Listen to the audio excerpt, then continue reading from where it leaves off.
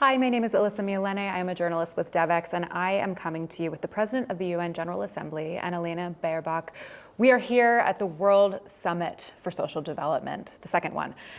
Tell me a little bit, why is this summit important? What did we do this morning today as, here in Doha as a global community? We are coming together after 30 years. This is hardly imaginable because, remember 30 years back in time, we were both schoolgirls, probably. But after 30 years, we still see that our world is unjust. Even though we made some progress over the last decade since the first social summit, unemployment rates have dropped globally tremendously. However, we see that there's a very, very dispersed situation. In some countries, like here in Qatar, there's an unemployment rate around 1%. In other countries, like in South Africa, it's at 30%.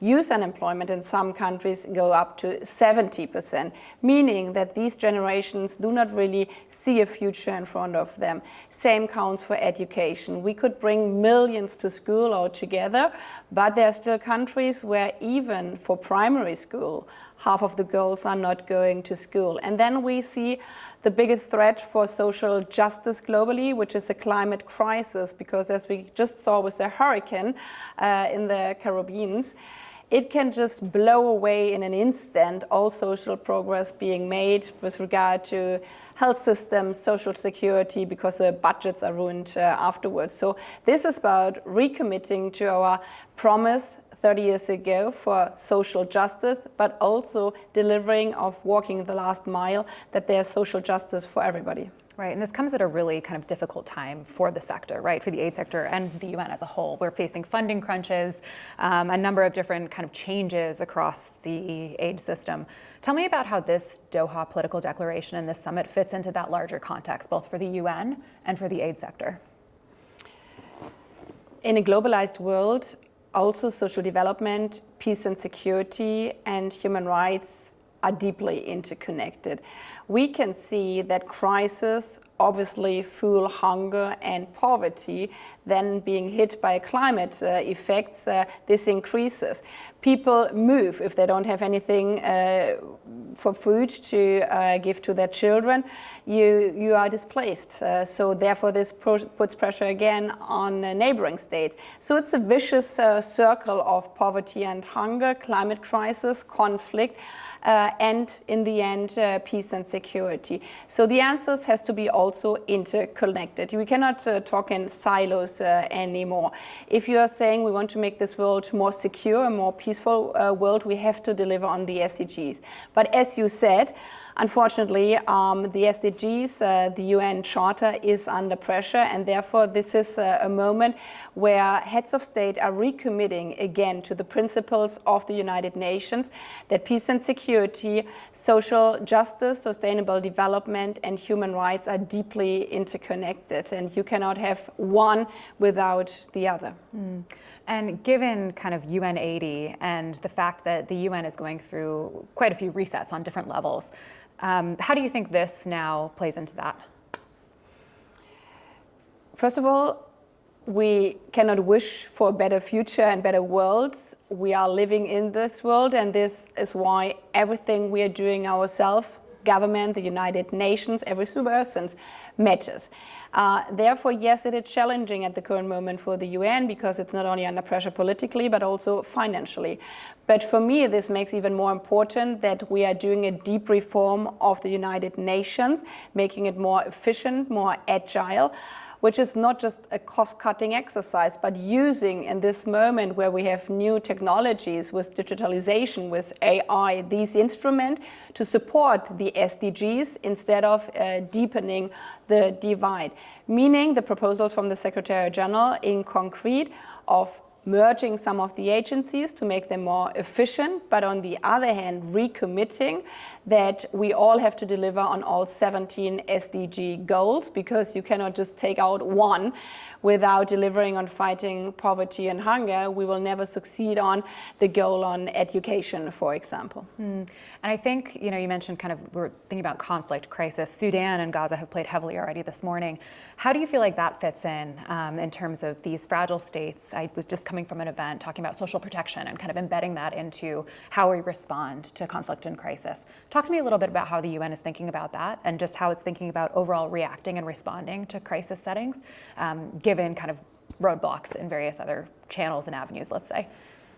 Like with the climate crisis, if a war, a civil war, a conflict hits a society, by that you also ruin all the progress we've made on social development and justice.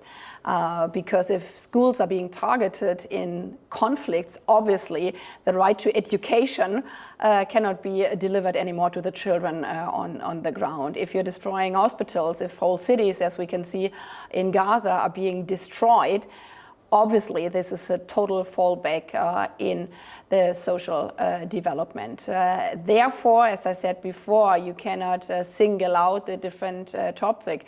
The more crises and conflicts we are having, the more the SDGs are in danger.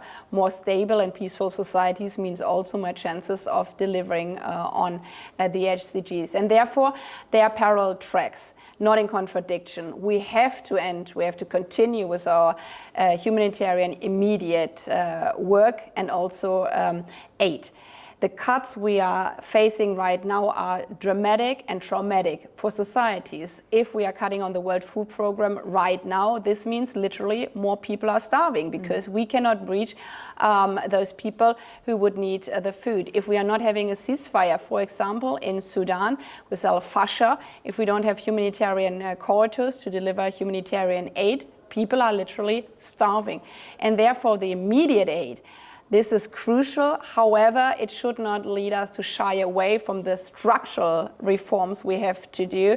And this is why both the Secretary General and I addressed so intensively at the opening the needed financial reforms, because we see that with regard to debts, for example, this also becomes a vicious cycle for countries. They cannot invest in renewable energy. Therefore, energy security is a challenge still, and we are fueling the conflict, the climate crisis, which is then again fueling the hunger crisis. And therefore, the reform of the financial architecture is deeply needed together with the reform of the United Nations we are doing. Your work's cut out for you. I guess one last question for you. Today is the first day of 3 days of this summit. What would success mean like for you at the end of these 3 days, and what would failure mean for you at the end of these 3 days?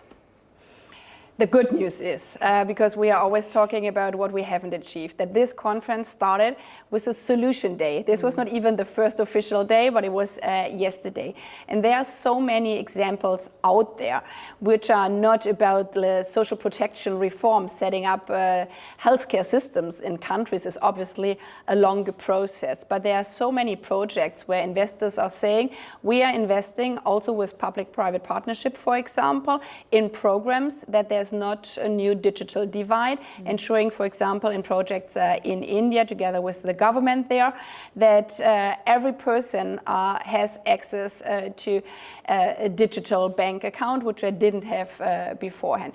There are other projects where there's a cooperation on rebuilding schools. There are so many projects with regard to renewable energy. So the success is already there, bringing this project to a broader field, so scaling up, bringing together financial investors and countries' governments with regard to investment, especially in the renewable energy field. And also the first official day here today at this conference, having this declaration agreed by the member states is already a big success, because as we said in the beginning of the interviews, the SDGs are under pressure, but we are reconfirming here that the international community is to do everything that no one is being left behind in the social progress. However, obviously, we have to deliver then tomorrow in the next years in practice that we also reach the goal for the 2030 agenda. Great. Thank you so much. Thanks. Appreciate your time. Thanks.